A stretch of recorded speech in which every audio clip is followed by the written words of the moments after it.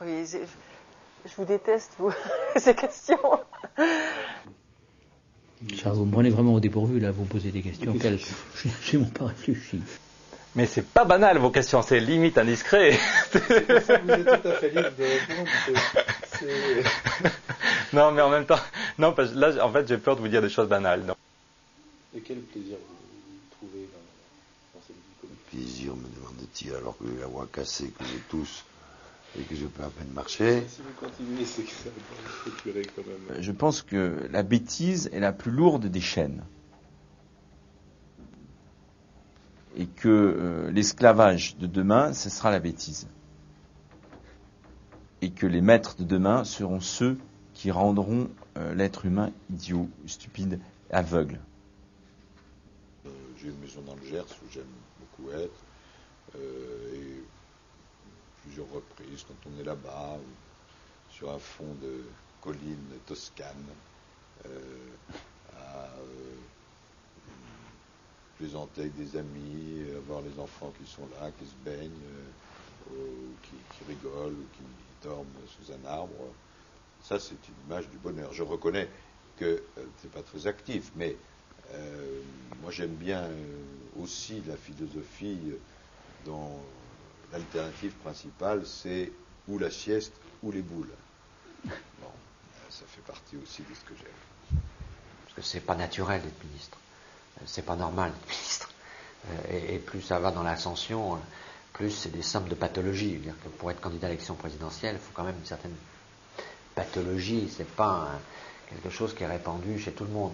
Avoir envie d'être secoué comme ça, c'est quand même quelque chose qui est exceptionnel, extraordinaire. Donc, le contraire de la liberté, le vrai contraire de la liberté, c'est l'abaissement volontaire.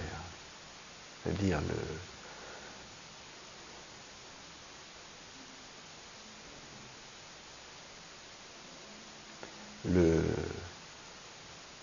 l'attitude mielleuse et obscène de ceux qui s'abaissent devant les puissants. Je dirais que c'est une loi qui ne me parle pas du tout, l'égalité. Je dirais, je prends par exemple la symbolique de la main. Je regarde mes doigts et je me dis, tiens, ils ne sont pas égaux. Voilà un qui est plus gros que les autres, voilà un qui est... Bon, il y en a, à la limite, il n'y en a pas un qui est de la même taille que l'autre. Bon, seulement, donc, mais je ne les perçois pas comme inégaux. Je les perçois comme divers et chaque doigt a la taille juste qu'il faut pour être utile, pour que la main soit, en quelque sorte, opérationnel. Et oui. Et je n'y vois pas une hiérarchie. Je vois beaucoup plus que chacun est à la place qui est la sienne dans l'intérêt du tout. Je vais être très dur, je pense que le mot fraternité, c'est le mot amour laïcisé. C'est que je dis ce que je pense, alors, on s'en fout. Il y a une contradiction là. On veut que l'élu ressemble à ceux qui votent pour lui et on veut qu'il leur soit supérieur. Ben non. Ils sont comme eux. Faillibles, médiocres, minables. Ils sont comme les électeurs. Les élus sont comme les électeurs. Mais ils ne sont pas pires.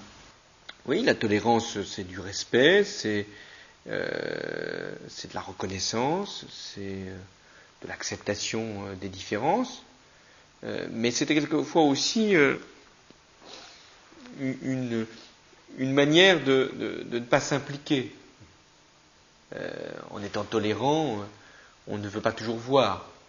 Donc la tolérance n'est pas qu'un bon sentiment. C'est aussi peut-être aussi une frilosité. Qu'est-ce que vous faites quand vous avez des heures de libre? Je lis, je marche, j'aime bien la nature. J'allais assez souvent en Suisse, j'y vais un peu moins, mais quand les enfants étaient plus jeunes, on allait marcher l'été dans les Alpes. Et puis, moi, je dois dire que ma femme et moi, nous ne nous ennuyons jamais. Je ne sais pas ce que ça veut dire, l'ennui. Et nous vivons très bien tous les deux. Si on est avec le restant de la famille, c'est mieux. Mais à tous les deux, on se suffit, il n'y a pas de problème. Donc je me dis que si aujourd'hui, à 18 ans, il en est encore à acheter des cassettes de dessins animés, c'est que je lui ai volé probablement quelque chose. Il y a de très beaux dessins animés. Et moi, j'en regarde toujours. J'ai regardé il y a 15 jours Kirikou. Vous le connaissez pas? Ah, c'est magnifique ça. Ah ouais, c'est magnifique. Oui, oui, je l'ai vu trop bien. Kirikou, c'est... n'est pas grand, mais il est vaillant. Lui aussi? Et je peux vous dire que cette liberté d'être pauvre, qu'est la mienne, c'est un immense bonheur. Moi, la liberté de dire merde. Et quand j'ai envie, de le dire comme j'ai envie de le dire, sans avoir naturellement d'éléments de rétorsion. Voilà. Quand j'ai dit par exemple que le président de la République était le premier délinquant de France, j'ai voulu dire par là que je ne vois pas pourquoi un boulanger ferait de la préventive parce qu'il a volé son boucher, et qu'il n'y aurait pas donc de délinquance, qu'il n'y a pas de notion de délit pour un homme politique, quoi. Donc je ne vois pas pourquoi on ne nous appliquait pas, nous, les mêmes notions, la même sémantique. Alors ça a beaucoup choqué, mais qu'est-ce que vous voulez qu'il fasse contre moi? Rien.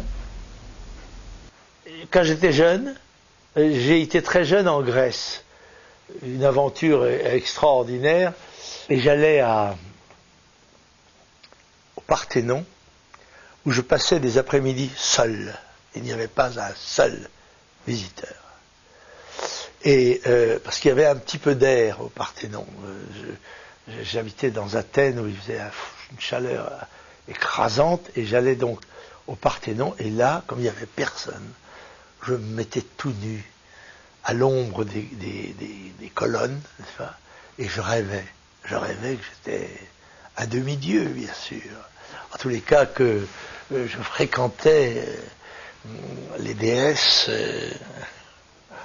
les héros. Je suis pas né dans la trempe et dans le moule de la génération Bernard Tapie qui pensait que eux connaissaient pas l'échec, connaissaient que la victoire. Et... Non, je pense que oui, j'ai peur du ridicule. Voilà. Ça, je le tire de mes échecs. Oui. Toujours avoir peur du ridicule. C'est une bonne, ça devrait inspirer beaucoup des politiques actuellement, je pense. Comme dit Bernard Lavilliers, un jour, il me dit t'es catho, toi? Et oui, moi, j'étais communiste.